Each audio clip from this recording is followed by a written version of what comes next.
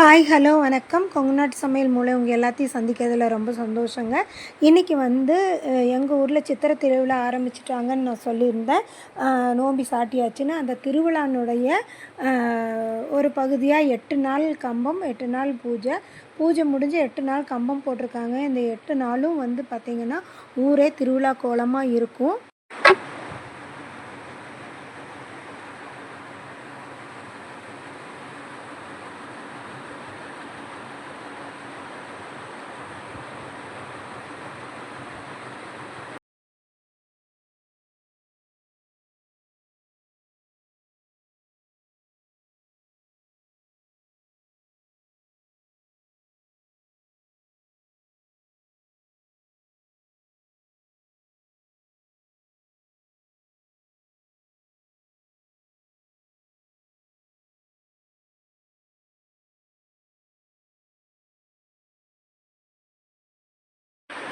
இவர் தாருங்க, இவர் தான் நம்மளோட ஹீரோ, சின்ன பேரன்.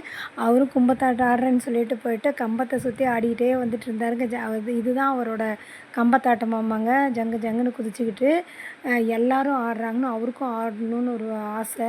3 வயசு தாங்க ஆகுது. அவருக்கு ஆட தெரியல, ஆனாலும் இப்படி ஆடணும் அப்படின்னு ஒரு ஆசைங்க. அவங்க மாமா அவங்க எல்லாருமே ஆடுறதையெல்லாம் பார்த்துக்கிட்டு போய் கூட நின்று பார்த்துக்கிட்டே ஆடிக்கிட்டு இருக்கிறாருங்க. குழந்தைங்கள்லேருந்து பெரியவங்க வரைக்கும் எல்லா வயதினரும் மனதார அந்த 8 நாளும் மனசார விளையாடுவாங்க. இன்னும் 2 நாள் இருக்குங்க திருவிழாவுக்கு. ஒவ்வொரு நாளும் 9 மணிலேருந்து 10, 12 மணி வரைக்குமே வந்து கம்பத்தாட்டம் நல்லா ஆடுவாங்க. அதுக்கப்புறம் என்னன்னு பார்த்தீங்கன்னா, அந்த மத்தளம் மடிக்கிறவரே ஓஞ்சு போயிடுவார். அந்தளவுக்கு கம்பத்தாட்டம் ஆடிட்டுருப்பாங்க. ரொம்ப சிறப்பாக இருக்கும், சின்னவங்கலேருந்து பெரியவங்க வரைக்கும். நம்ம ஊரில் ஒரு கட்டுப்பாடுங்க, யாரும் வந்து ட்ரிங்க்ஸ் பண்ணிவிட்டு களரிக்குள்ளே இறங்கக்கூடாது, தண்ணி போட்டு யாரும் ஆடக்கூடாது கம்பத்தாட்டம் அப்படிங்கிறது கட்டுப்பாடுங்க.